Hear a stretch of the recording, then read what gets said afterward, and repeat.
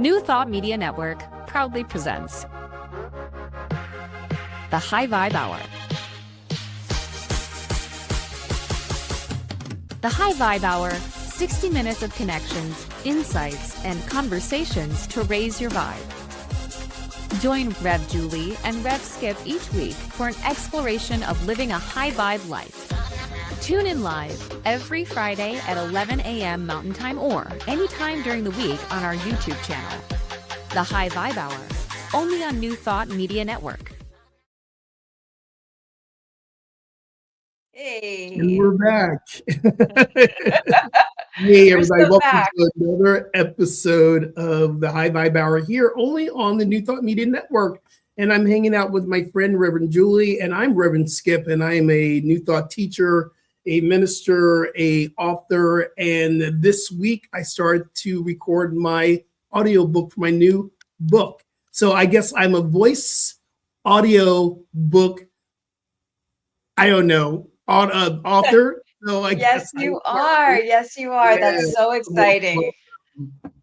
Congratulations. I'm Reverend Julie Moret. I'm an inspirational speaker and spiritual teacher at the Agape International Spiritual Center, founded and directed by Reverend Michael Bernard Beckwith. And I got back into writing this week. I'm so pumped. Like, I'm kind of remembering the things that I feel passionate about. So, both of us. Yeah. And you know what? You're a great writer because you do a lot of the copy. You do the copy for this show.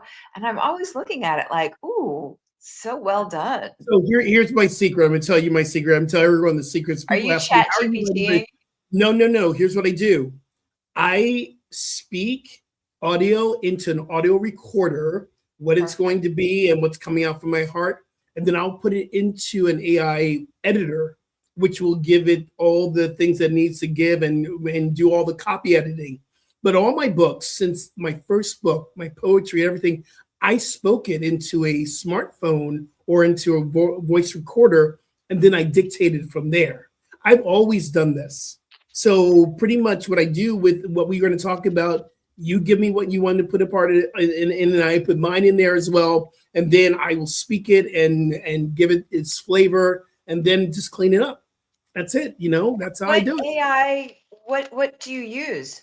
I have two. I use Claude and I also use Chat, but depending on what I'm doing. And sometimes when it just comes out perfect and I'm reading, I'm going, okay, it doesn't need any cleanup.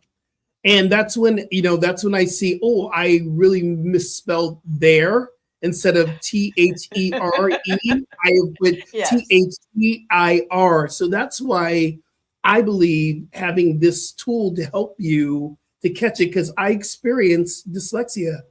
I'm not a dyslexic. I learned that long ago. That's not who I am. I experience dyslexia. And I also, with this neurodivergent experience, sometimes I'm reading what I think I want to be saying, and it's something totally different. So that's how, it helps me in my writing. Okay, I love it. Hey, by the way, did you notice I made the roses background? I did. I saw it when I was coming in there. I was like, that's really good. I do. I love it. I absolutely love it. It's beautiful. All right, what are you sipping on over there? Okay, so it's so interesting because I did something and I went, oh, okay. I'm actually having a combination of teas today, and this is a flowery tea, and this one is called Enchanted Love, and it's out of this spot. You can't see it because my lights are so bright, but Enchanted Love is a flower tea, and then on top of that, I put a mix of Sencha tea, which is green tea to help you to clean out your gut for gut health, and it helps you to the visceral fat that we hold on to. Sencha tea helps. Green tea. So this is what it looks like. So because it's so light today, I put in my milk into it. I put a little bit of oat milk into it. A lot that I did more than I wanted to, and it came out like milky. Oh, I thought that you had a white cup. Oh, okay. No. All the way there. This is a seafood cup today. It's Do you have any sweetener? Huh? Do you have sweetener in that? A little tiny bit. Sometimes I use agave. Sometimes I'll use a little bit of honey. And sometimes I'll just, just enjoy the taste of the tea. Sometimes sweetening will actually dense the flavor of the tea. And these flowery teas are very, very empowering in their tastes and how they make you feel. So I don't want anything to mute it or make it more Right. dense. And then if it does, I go with the flow of it, and that's a great new taste. There Yeah. you go. What do you do? I'm doing my rose petals again. And normally I would strain them off. I think it's called Sweet Spell. And it's just like the loveliest feeling to open this up, and Smell. it's like just rose petals. I love that. And it smells so sweet. And you know what that reminded me of? Mhm. I'm thinking about the habits that we get into. And like I used to have a nighttime habit of um I used to have a nighttime habit of eating 3 healthy chocolate chip cookies a night. Like they were cookies that I made, so I knew what was in them, but that was like my habit. And Right? then I remember at a point I switched it to nighttime having like nuts and fruit. And then I remember changing it to fruit. And then I read somewhere where you can actually have a habit of herbal tea that's satisfying. And it was like it took me a minute, but now when like the last thing I have when in at night is no longer even a snack, but I'll have a tea, and it's the ritual of it. I realize like Mm. we can switch our habits, we can switch Yeah, our rituals. And I'm not saying that herbal tea equals 3 cookies. It's totally different. Like I remember there was some model once that said she freezes green grapes and they taste like ice cream. I am oh not my God, saying I that at love all. that. No, a frozen grape tastes like a frozen grape.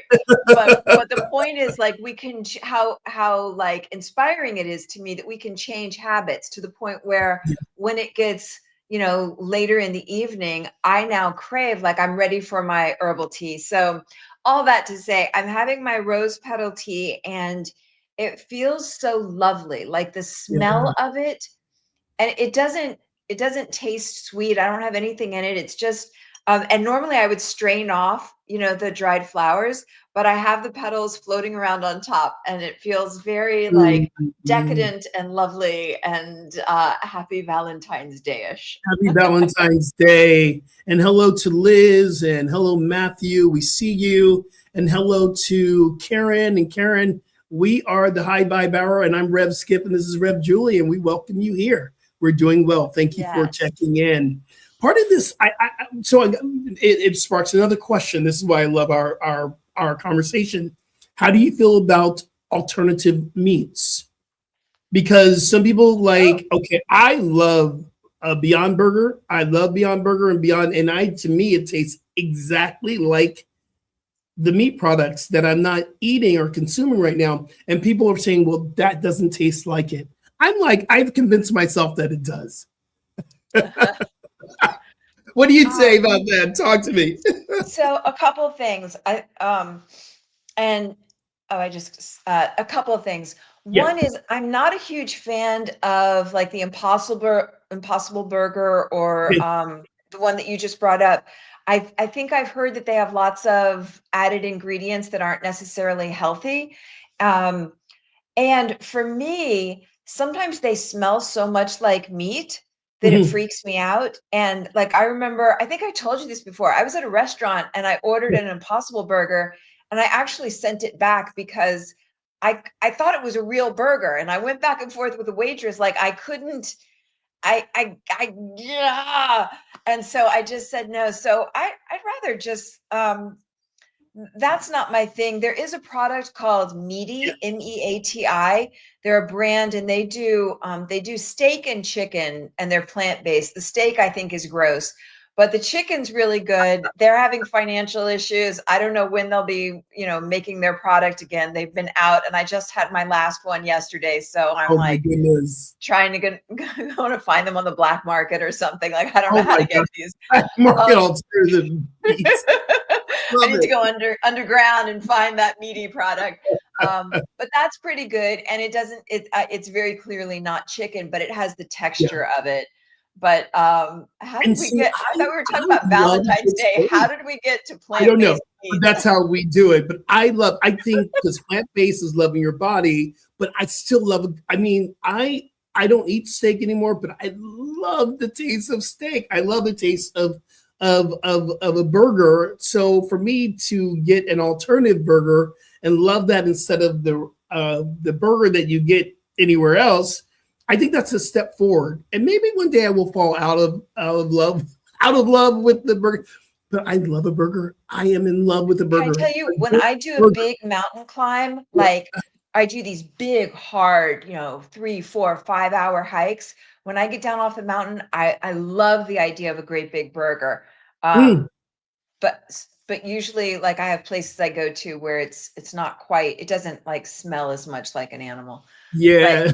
We anyway, did go there. we're We here did for go there. Valentine's Day. What the Hey, heck? what are you doing? What do you do? Because you're married, family. You have so much love around you. Is there anything special? And I'm going to tell you right now. I call this it's I call it happy single awareness day because that's what it is for us that are single. But I'm now calling it self-love day. But what are you doing with your hubby? Single Awareness Day. I love that. So there are a couple things. One is, as you know, I was on a trip with this women's group I'm a part of, Yeah. and you'll have to tune into my Instagram tomorrow because we we we took a photo, and it is gorgeous and sexy and beautiful. And normally we don't post anything from our get-togethers, and one of the people wants to post this picture. So tune into my Instagram Okay, I tomorrow. will. I So, will. and that was like, so the Galentine's thing I'm relatively new to, but boy, having friendships that you can say everything with, that you can be yourself with, that you can show up any which way, that feels like a big kind of love to me. So I'm really proud that I am cultivating that. And, shout out to the Queen's Crew. That's what we Queen's call Crew. I love ourselves. that name. I love Yes. it. And you'll definitely want to tune in tomorrow to that photo because I can't believe we're posting it. Um, but it's fun. It's fun to be all sides of ourselves, Yeah, Liz, I saw that Single Awareness Day. Oh, that's so funny. Mhm. Um, and then the other thing is, like, I have two sides to me. I Okay. am probably the truest, most authentic side to me Mhm. is it's kind of like an athlete, the kind of strictness, the kind of discipline with which, if I were single living in a mountain cave, with which I would function. I Yeah. have this qigong master, and he's so hardcore, and he celebrates no holidays whatsoever. And it's it's like, just share love when you want to share love. And so I Yeah. do have that vein in me that if I were on my own, I probably wouldn't be doing anything. I probably wouldn't be hallmarking out on it. But I do have a family, and so I have great big boxes in the storage area for every holiday, from Christmas, Easter, Valentine's Day, St. Patrick's Day, you name it.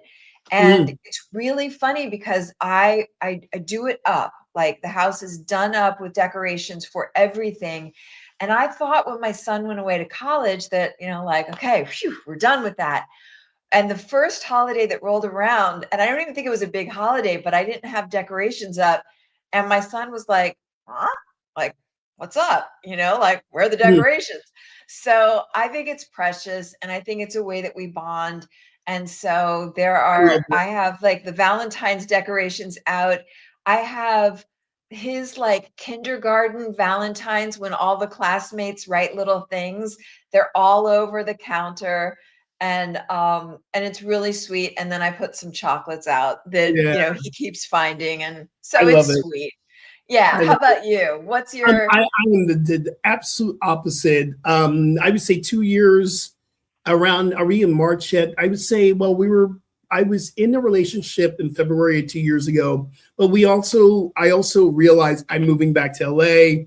we're getting that place of, okay, this is not really where we want to be together. And we start to do I call it conscious uncoupling, because there wasn't a lot of fighting. There was just disagreements, and we realized we're uncoupling. So I would say March 2 years ago, it was very interesting. In February around there, we did exchange gifts. And if I'm in a relationship with someone, I'm going to get you a gift or some flowers or whatever.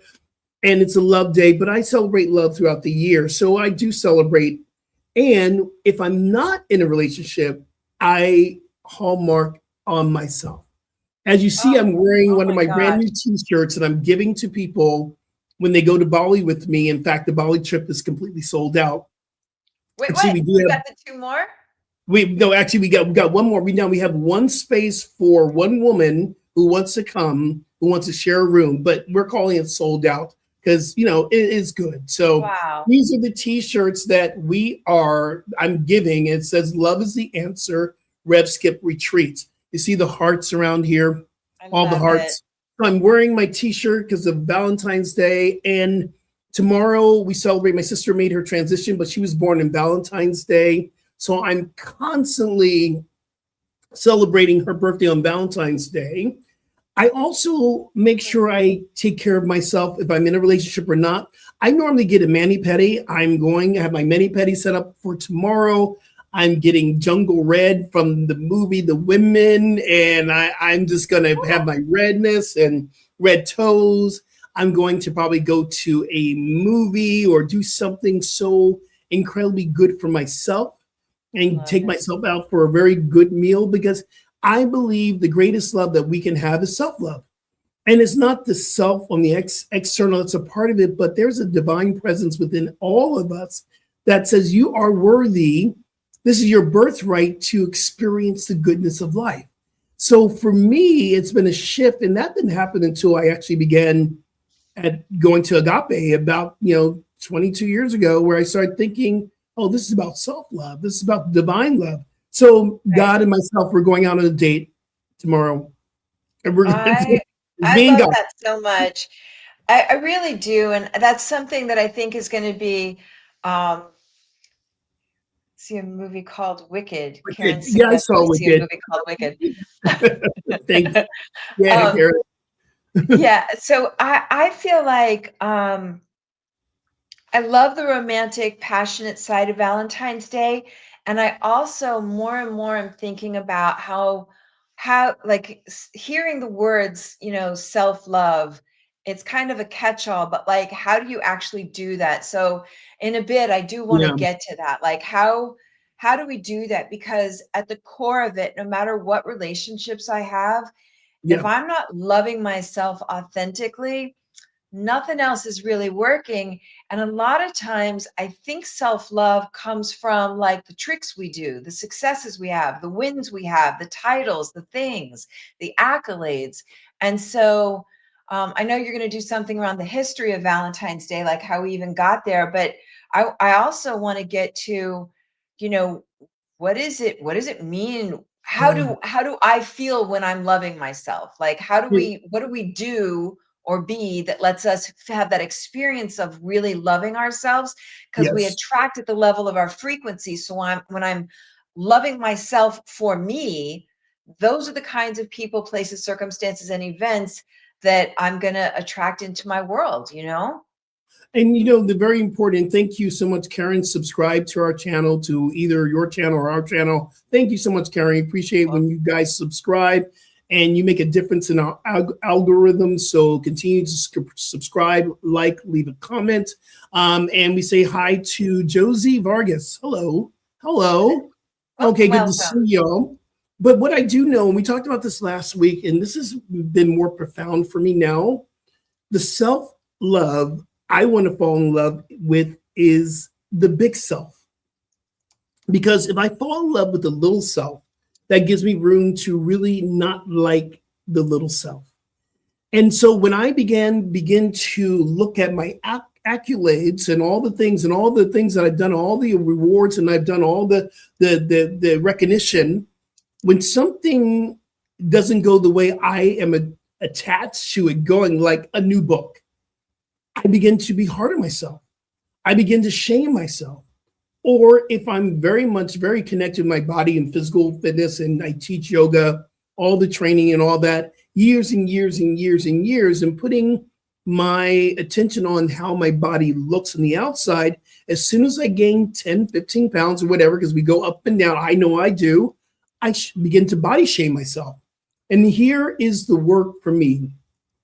In spirit, in the big self, there is no shame, blame, doubt, worry. There is no conditions. So how can I just fully love God in me, or spirit, whatever you want to call it, or love within me? How can I fully embrace who I am really?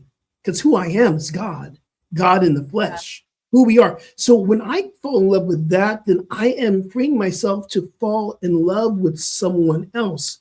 And the reason why I'm not dating, it's been 2.5 years since I've really been on a date, or it's been almost 2 years actually physically being with someone. I'm not going to give that away until I'm fully connected with who I am as a spiritual being. And I know I still have a lot of work to do. I have a lot of work to do. And I have friends who say to me, "Oh, you haven't been with someone in a year and a half? You haven't been?" I'm like, that hasn't bothered me. Intimacy with someone else is, I want to do it different. I want to fall in love with me and be intimate with me and love me, not in a selfish way. But I heard, I used to say this all the time: would you date yourself? And I have to look at myself. Well, I would date me. I would definitely date me. I would date me, but there's a time that I depends on my mood and the day. And my hormones. Would you date yourself, Julie? That's a really great question. It's a really great question. Wow, that's like something to strive towards, like on a daily, hourly basis, to be the kind of person that I would want to date. I really love that. I really love that. Like, that's something I don't want to like quickly just say, yeah, sure. Like, I want to sit with that. Like, how am I being in the world? How am I being today? How am I being in the moment? That's, I like that. I like that. I like that. I like that. One of the things that came up recently for me, it happens every year around this time. When I think about the decisions I had made not to stay in relationships that were not serving my higher vision. At the time, I didn't have the articulation or the language to say what it was. I just wasn't feeling fulfilled. And I've never been one to really hang into a space that I wasn't fully happy. And so I go back to the times where I have, said to people that I have been in relationships with, going, this is not working. I'm not happy. I got to leave. And having that ability to notice when I'm not happy, when I'm not feeling connected to someone, I don't want to stay in. And I know a lot of people who do stay in for time because you made a commitment. My mother was like that, or I know other parents have been together forever. You make a commitment, you're there. Mm-hmm. Yeah, I'm kind of like, that's a big question. There are a lot of other factors that factor into something like that. But Absolutely. I think going back to it, like, I remember you sent me, Dr. Sanjay is in the house. I remember you sent me something about the history of Valentine's, and I was really curious, and I read it, and I was kind of like, huh. Yeah, that's Tell very us about it. interesting. Very, very, very interesting. And also too, I want to say this. If you're in a relationship that you're not happy in, I don't want you to say, well, Rev Skip just told me to leave. That's not what I said. People are like, did you tell me to leave my husband? No, I did not. I'm talking about this personal experience for me, understanding when you're not happy and not staying has been a choice for me. And then going back into that past of those decisions. But let's talk about the history of Valentine's Day. Wait. I just want to hold on. We keep going, Yeah. but wait. Yeah. But I do want to follow up on that. Yeah. If Sure. if anybody's in a relationship that they're not happy in, I think the first step is to like figure out how to make yourself happy. Like, to That's take the it. steps to build up myself inside. Like, what are the things? Yeah. Because if I don't clean it up in this relationship, I'm Gonna be just going waiting to for you. attract it in the next one. I They'll be remember waiting for years ago, Dr. Phil made a comment that the time to leave a relationship is when you're emotionally flat, unless it's abusive, but like when you're emotionally flat, meaning, and I don't know that that's necessarily the case, but what I received from that is when it doesn't out of proportionately charge you, because as long as there's an out of proportionate charge, that means there's something to be worked on within the self. And so that's the first step I look to, is what within me needs to be healed, nurtured, loved. And if I'm not happy, how do I create my happiness? Right? To me, that's a first step. And this is where we go back to this idea, those who are celebrating Singles Awareness Day. Happy Singles Awareness Day. Happy Singles Awareness Day. Are you loving yourself enough where you want to spend time with yourself, where you want to talk to yourself and love yourself? And if you're in a relationship, I love what you're saying, because when the biggest movie lie that I ever heard, that I believe, Jerry Maguire, when Jerry walks through the door and she says, you can, or he says, you complete me. Right. I'm like, boo, nobody can complete you. But we've learned that. Good. We've learned so good. that. You know, oh my God, I complete someone. And you also, if you do that, that person disappoints, you're left going shattered. Like, where'd you go, Yeah. boo-boo? I thought I completed you. Yeah. You know, I remember. It's so important to remember these things. It's like we know this stuff, but the regular reminder, like, So how am I important. taking care of myself? How am I satisfying my needs? As I love myself, that's the kind of people, places, circumstances, and events I'm going to attract to me. So that's like step numero uno, always. Step one. The other step two is be really, really, I don't say be careful what you pray for. Be very discerning of what you really want, because there are people who looked at Pookie and Nene. You know Pookie and Nene. Pookie is that boy that you got to have. I love Pookie. Look at Pookie. Look at Nene, that girl that you're like, oh my God, she needs to be in my life. And Pookie and Nene gets into your life and you realize that they are God cleverly disguised as a maniac. And you're like, oh my God, if I could just get out of this relationship with Pookie and Nene, what was I thinking about? If you're not tapped into this idea of falling in love with yourself, your true nature, Pookie and Nene is not going to fix you. No. Pookie and Nene is just going to make it more challenging. Yeah. So in the next half hour, I know we're going to start talking about what are the things like that works, because it's different for everybody. Like what works for you that helps you feel loved. But I did want to dip into, like, where did this whole Valentine's thing come from? The time we come back, we'll jump into that and then we'll get some practices for self-love. Yeah. Perfect. All right. So stick with us. Tuned. We'll see you in a few.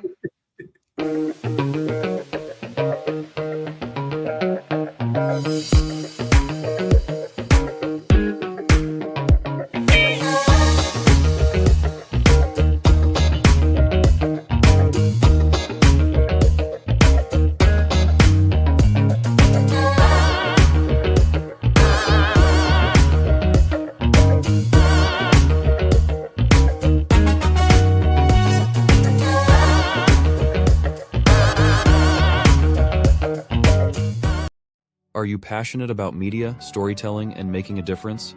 Welcome to New Thought Media Network, where your voice matters. We amplify diverse voices and share impactful stories. Join us in our mission. We are a nonprofit organization dedicated to creativity and community, looking for enthusiastic volunteers who want to be part of something bigger. Learn, grow, and collaborate in various aspects of media production. Incredible support and camaraderie await you here. Your contributions will help us create powerful content that resonates with audiences and drives social change. Ready to make a difference? Visit our website www.ntmedia.org to learn more about volunteer opportunities and how you can get involved.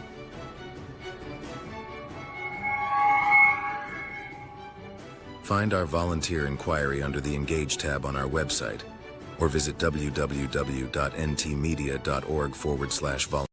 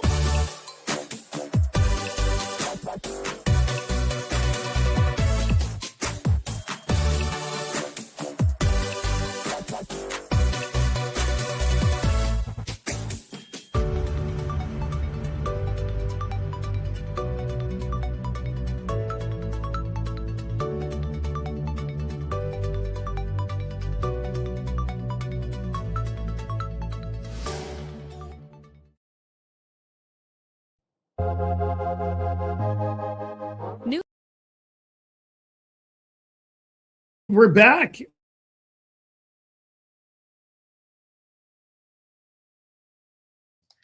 Welcome back to the High Vibe Hour. Skip, I think you're muted. Our internet is going in and out. Can you hear me? Yes, so I can. I'm on a lag time, so anything could happen in this moment here. So I love the internet. I love internet shows, but we are under the love of the internet. So hopefully we'll keep on going through. So welcome back, everybody. We are talking about Valentine's Day, and I hope you can hear me. I know you're going to hear exactly what you need to hear. So the history of Valentine's Day, believe it or not, it came from a pagan ritual from ancient Rome. It was a fertility celebration, a fertility festival, and it was about the survival of the Roman people. So it was a time that people came together, made love, had a wonderful experience. It was great. It was about bringing the life force. The root chakra was in it because that's some grounding stuff right there. It was about really coming together in a festival and time of love. And then it moved into, that was pre-Christian time in Rome. And then in the Christian time, it actually is really cool to think about. This priest named Valentine was actually under a condemnation for marrying people because Rome at the time had declared that young men could not get married. Now, I'm sure there's a bigger story behind that. I don't know what it is. Claudius II, he decided that men can't get married, but he was doing it under this under in the closet, I guess we could say. He was doing it in the closet, and they called him Saint Valentine. That's where the name Saint, I know, right? It's like, So from the space where he's doing underground marriages came Saint Valentine's, and then it moved into this space of, in the 1800s, they took this time, they celebrated, they start to really begin to commercialize it. So Jeffrey Chancellor became the first person to really begin to make it a national day that we make a declaration to the people that we love. From there, it moved into the Hallmark and the commercial exchange, and it was Esther Howland first, like cards of gratitude to your loved ones and celebration. Then Hallmark took it over and created this huge entire movement, which that is what we get it right now, is this Hallmark movement of commercializing roses, flowers. Yes. It came from Hallmark. But the original of this came from a pagan ritual before Christianity. Oh, that's beautiful. It just reminded me, you know what I'm doing for Valentine's Day? I'm getting a bunch of blueberries, and I'm going to put them on like freezer paper in the shape of a heart. And then I'm going to melt some vegan chocolate and drizzle it over it so that it all sticks together. And then I sprinkle pomegranate seeds and maybe hemp hearts and some rose petals. And it becomes this beautiful thing that's like personal, you know? So are you going to record that and put that on Instagram tomorrow while you're doing it? That'll be fun. That's a great idea. I'm so like, I want to see how you're going to do that. Okay. Where'd that come from? Where'd that come from? Well, I see a lot of folks do that with just making bark, like make your own chocolate bark. And I've so seen I thought, oh, you could do that in a heart shape. And then you're like loving people in a way that tastes yummy and is also pretty healthy. Oh my So goodness. that's my Um, plan. I your want to share history. a Oh, poem. okay. Oh, share. But I was going to ask you one other thing though. Have you, and then you then share the poem. Have you always tapped into the commercialized part of the Hallmark, like Valentine's? And did you ever get the most perfect gift ever? Oof. Um, I think it's kind of weird because I don't really care about that stuff, but if I'm with somebody and I'm not gifted something on Valentine's Day, it is kind of like I know Yeah. I said don't do anything, but that meant do Well, something. I get it. Share the And it poem. should I be can't wait to flowers hear and it. it should be chocolate. Like I remember one time I was Okay. dating some guy and we were both like we were doing the whole motivational traveling all around the world. Like we were a great NLP team and it was my Mm, birthday and like all bets are off when it's your birthday. Like I want a great big piece of real live full sugar chocolate cake. And he gave me a slice of like vegan carrot cake that tasted like cardboard. And I oh, knew he's a wonderful person, but I knew he is not my person in that moment. yeah, So, I so love there's that. so in some ways, like, yeah, I am kind of seduced into the Hallmark thing. But it's kind of fun. And Mm, like once my son came around, yes, all in. But my point in bringing up that recipe that I'm doing is mm, rather than go out and spend $6 on a card now, a lot of mm. times I'll make my own thing. And it comes from the heart and it's fun and it's sweet and it's personalized. And so I really like that. Like I love that. decorating the house with, the Valentines that he's received from like nursery school and kindergarten is adorable. So that Mm. works for me. But this is so I got this poem, gosh, so many years ago. It was shared at a wedding, and this embodies like that love, like that romantic love that when I think of Valentine's Day, normally I think of this. This is by Robert Ingersoll, and it Mm. says, "Love is the magician, the enchanter that changes worthless things to joy and makes right royal kings and queens of common clay. It is the perfume of that wondrous flower, the heart. And Mm. without that sacred passion, that divine swoon, we are less than beasts. But with it, earth is heaven, and we are gods." Does that just want to make you like buckle to your Ooh. knees? But here's the catch. When I heard that like 20 years ago, the way that I heard it is that I will receive that kind of passion and love through another person. Like Mhm. that's how I get that. And Yeah. instead, what I'm thinking of now is how can I be my own divine swoon? Like, how can I Mm. live in the divine swoon? Like, even when we first connected today, before we started filming, I was feeling kind of flat, nothing in particular. It was just the day flat, blah. And then we prayed in. And the second we prayed Yeah. in, I remembered who I really am. I felt energy, I felt aliveness. And so it reminds me of how do we become our own divine swoon on a regular basis Yeah. and not just leave it up to whim, because so often in life I have left it up to whim, or I walk into a room and it's whatever the vibe of the room is. Michael Bernard Beckwith often says, whatever you want, you bring it. So Yeah. I'm reminded right now, if I want that divine swoon, how do I be it in my daily life, and be it in like every aspect? It means the way that I dress, the way that I care for myself, the way that I eat, the way that I move in the world. It's everything. It's And that everything. feels exciting to me. Yeah. That feels like, because then my good is not in somebody else's hands. What I'm always reminding myself when I'm in a relationship may be going incredibly well, or maybe it's the invitation to go deeper. I always remind myself the only thing that's missing in this relationship is what I'm not willing to bring, Oh, because that gives oh, say that me again. Say that again. Say that again. Do that the again.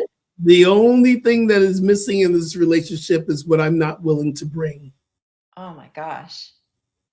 That gives it's all about me. It is all about me, not in a selfish way, but what am I here to bring to the relationship? And I remember many times I had to say that to myself when I was putting my disappointment onto someone else. I remember having to love myself through any situation that was feeling like, oh, that person's not enough. Or that person's not enough. You know? So I've been living by that for a while. We can even look at that for the earth. The only thing that's missing on this planet is what I'm not willing to bring. Right. So I'm seeing a call for compassion. Am I willing to bring compassion and kindness? I believe that's the biggest Valentines that we can do for the planet right now. Right. So that's where this topic of doing a deep dive on Valentine's came from. Mm. It's like, I am so mindful of the people in Iran that are still marching, still protesting. It's not on our news, but they're still putting everything on the line. I'm mindful of minefields happening all around the world and across the United States. And so I'm a bottom line person. Like, I always try to go like, how do you get to the root? How do you get to the root? How do you get to the root? And the root has to come from loving ourselves. And if I love myself truly, then there's an overflow, and what I share is authentic and meaningful. And the frequency of me. Astrophysicists say if you wave your hand in one place, it has ripple effects that extend to the farthest star. So if I can ripple out something that is badass, powerful, loving, strong, that's going to ripple out. So, that's why I thought, well, when we talk about Valentine's Day, dear God, don't let me put it in somebody else's hands. That's why I love that you're taking yourself out on a date. Absolutely. And if we truly believe our teachings, because we're a New Thought movement here, if we truly believe that we are a collective, there's only one soul. And I'm reading this incredible book called The Journey of the Magic of the Soul by Patrick Habula. And he lives here in LA, and he talks about this. There's only one soul. There's only one collective. There's one energy. So what I'm putting into this frequency, this collective experience of love, I'm the epicenter of what I'm sending into this collective. And yeah, I believe right now we're getting a polarity of different frequencies in this collective. We're feeling it. So what is my call to do? Am I called to balance this energy? Am I called to bring the love and the compassion? Am I called from that place of who I am to really be honest with what I truly believe?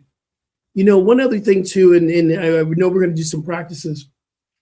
I believe that we try to think about this separation of church and state and what's going on here, and we're not supposed to be here. And I believe that we move with love from our values and our principles.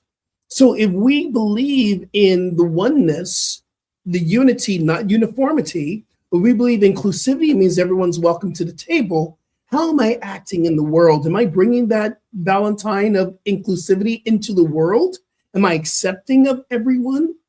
Am I working on this space, which is the bigger Valentine of how am I moving to bring love on this planet that is calling forth a need for more love, or a invitation for us to raise the vibration of love? Right. And that, for me, that circles back to my first step, first and foremost, is how am I loving myself? And, I wanted to talk about, like, what do you do? What do you be that lets you feel like real love for yourself, that love that's not based on accomplishments, successes, wins, anything that's extrinsic, that intrinsic. And one of the things I do, I've shared this before, is I keep, in my women's group, we call this our littles. Oh, you're little. I see your little. Yeah. I keep a picture of her because, it may feel too big or complex or funky to like love myself in this moment. But when I look at her, there's no efforting. It's like loving my child. When I look at her and everything she's been through and experienced, like, that opportunity to extend love to her is a helpful door in for me. of self-love. And another thing that that really works is when I practice qigong, that feels very self-loving. Like I'm remembering myself. There are a couple things I do that when I do them, I feel love for myself, and then it always interests me how much I avoid doing them, put them off. Like that's so interesting. If you think that the top most important thing is to love yourself, and how distracted I let myself get or busy to avoid those things. So for me, the top three things are when I practice qigong, when I Okay. write. I've started writing again, and I remember how much I love it. Like that's my thing. That's my expression. And Yeah. then the third is dance. And I keep saying, like, there's this person on Instagram, Raphael, I think, that's got like this sexy, beautiful classes. Like, why am I not doing it? I could do it online. And so it's such a good reminder to check in and be like, what works for you? What is self-love for you? Yeah. What is it for you? How do you feel self-love? Oh, I love your top three, so I'm going to go deep and pull out my top three. Okay. Number one, I believe that my number one is when I take time to rest, because I don't do enough of Yeah. it. When I take time just to do nothing, I know it's like those moments where I'm just laying in bed and I'm just going, oh. But mind you, to get there, like this whole, I haven't really taken a day off for about, I'd say 2 months. Maybe 2 months, really having a full day off and having that space, giving myself that self-love. I love going to have a massage, and I don't do it enough. I just don't find the time to do it. And I believe that's like top, really top. And a really good dinner that I did not cook. Like going to a Michelin star restaurant, because I love food. I'm a foodie. I've written a cookbook. I love food. If I wasn't a minister, I'd probably be a chef. When I'm sitting there and I'm tasting these divine creations and I'm going, oh my God, I'm in absolute awe. I'm happiest when okay, so let's combine it. Doing nothing on a day, watching cooking competitions. I'm in heaven on the Food Network. That's my favorite thing to do. Oh, I got to tell you something. This is going to be exciting for you. So Okay. next week, as you know, I'm going to be traveling, and I'm going to be in New York City, and I'm going to 11 Madison, which is a Michelin star restaurant, plant-based. What? It's the number one Michelin star restaurant. Everyone they're like, people are they're in disbelief. How are you doing this? And people are walking out, they're shifting from meteors to plant-based after going. Matt's 11 is one of my like top places I need to drop into. Yeah, what got me so interested, I didn't know anything about it. Somebody that used to be like one of the owners or managers or something, he wrote the book Unreasonable Hospitality, which is phenomenal. Yep. And it got me so interested. So that's like, and then to find out there's a plant-based, because I can't tell you how many dinners I go to and I'm eating like, a side of broccoli, or, people think something's vegetarian.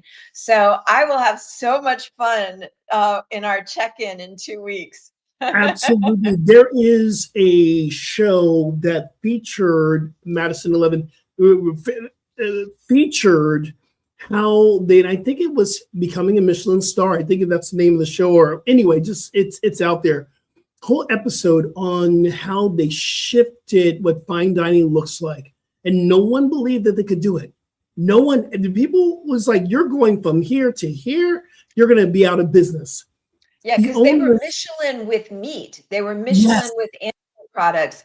And then the guy had an experience and kind of a revelation about, like how many cows are killed in a year and all the things.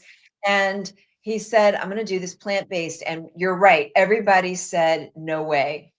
And now everyone's dying to get into the restaurant. I think it's because the food is so good and word of mouth, but it's also, I believe, that curiosity that people are still going, how's he doing this? And what does it taste like that's so good? Talk about a revelation and a revolution and a love to the planet. And to go back to this, the reason why I really began to stop eating so many meat products was because of how it is hurting our planet and how the gases from cows, and watching, you know, the films we've all watched, Forks Over Knives, or we watch all the things that really kind of scare you. But then I had an awakening. This is about a year ago. How am I going to leave this planet? And I've always had this for the last 20 years. This is the work that we do at Agape, to leave this place a better place, to love the planet enough and understand that what we do is a love letter to 7 generations from this day on. Yes. And I really began to realize, oh, how long are my showers? How long is the water? I mean, how much water am I wasting here? What's going? I don't waste water anymore. If I have water that's in a jug that's been sitting there, I want new water, I'll take it and put it into my water diffuser, and I'll use that water. I'll use it for the plants. It is so important that we realize our love letter to this planet is how we take care of it. A big part of that is how we raise our animals and how we kill our animals. You know what? I appreciate, I respect, you know, everybody that eats meat and all the things. I really do. I'm grateful to speak with you right now, because I feel like for so much of the last several years, my whole world, everybody around me that I'm close with, was vegetarian. And there's been this shift that's happened. And it seems like all the groups around me that I felt were like my people, they're still my people, but a lot of them have reverted, and they're eating, they're choosing to get that animal protein for hormonal reasons or for metabolism reasons or whatever. And so I feel like the lone person out here. And I'm it's one of really them. interesting, because I think a good thing to look at is, like, sometimes we do something and we Yeah. become so rigid about it, and it's worth checking in, like, is this still me? Is this still my choice? And every time, like in my women's group, I'm the only vegetarian left. And I think when we started, so many of us were. And so I go to these meals, and there's like, you know, people aren't thinking in terms of vegetarian because, you know, whatever. So I started checking in with myself, like, is this still my choice? Is this still my thing? And there's no part of me that's really interested in changing what I'm doing, but I do feel very alone right now. Don't feel alone, because I was one of them too. And I really have done the reflection, the self-reflection about the shift. It's, you know, right during the pandemic or before the pandemic, being at Agape, watching Michael Beckwith talk and what he does and his inspiration, it was easy to be inspired to be plant-based. It was easy. Or hanging out with Ricky Byers, and she has a concert coming up very soon. We'll talk about it later. But when I'm around her and she has a pot of beans on the stove, and because she's a friend of mine, and so I moved to Florida, and I was out of my comfort zone of people, because I would go to places, I would ask, what are your plant-based options? And when a server says, well, what do you mean by plant-based? That was it. So I would start saying that, or vegan, and they go, They would offer yeah. me seafood. One time I went to a restaurant and I was eating something, I can't remember, I think it was like beans or whatever. Yeah, these are vegetarian. And the beans have been cooked in bacon. Pork or something, I'm going, yeah. are these bacon bits? And I'm going, yeah, but it's vegetarian. No, it's not. So having that awareness, and in LA, having the incredible plant bases we have, that was out of so it was no longer really an inspiration for me. I shifted. I went back into, it wasn't after returning from Florida that I realized, I need to really revisit this. And we started to really talk about this being in this iteration of our show. It's so important. And sometimes I do have the burger. I'm going to be honest. Sometimes I will have a piece of chicken, but my focus is, how do I really love myself enough, the self within me, the spirit, I believe the spirit in me is continue to say, more plant-based, son, more plant-based, love, more plant-based, because it really shifts the planet. Yeah, Oh, I my know. goodness. I can't even believe it. I know we're going to be wrapping up, but I did want to just put the invitation. Yeah. What is it that works for you, as you're listening to this right now, to feel Yeah. self-love? Because food prep for me is self-love. Yeah. Making sure I have the things that I want to eat. Food prep is one. So I think this is going to be another to be continued. I think it is. And tea, drinking tea these days have been talk about self-love, drinking tea. So good. Okay, we got to get out of here. But Rev, where can people, and on Instagram tomorrow, you're going to be posting some really incredible things, Rev. I am. You got to check out this picture. It's so gorgeous and sexy, which I almost never post. So find me on Instagram at Rev Julie Moret. And you can also go to my website, juliemoret.com, and put in your email address. Our joke is that I send one email a year, but I will be teaching again soon. So you'll be able to see when and where I'm teaching, because that'll be the email. And then my book, What's Your What, is available on Amazon, and it is at 50% off. And I'm doing that as I gear up for the next book. So if you haven't scooped it yet, it is available.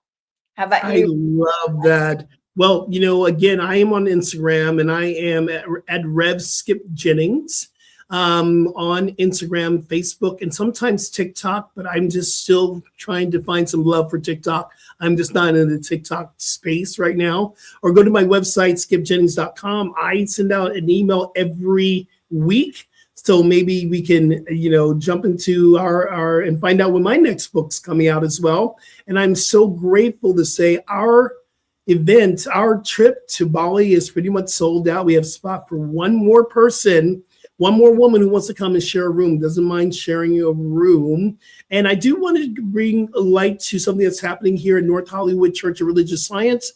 We have an incredible concert that's coming up this Sunday. It is the Love Concert. We're continuing the holiday of Valentine's Day, the Love Concert, February 15th, 2 o'clock. It's $25. We do have some tickets left. We're almost sold out there.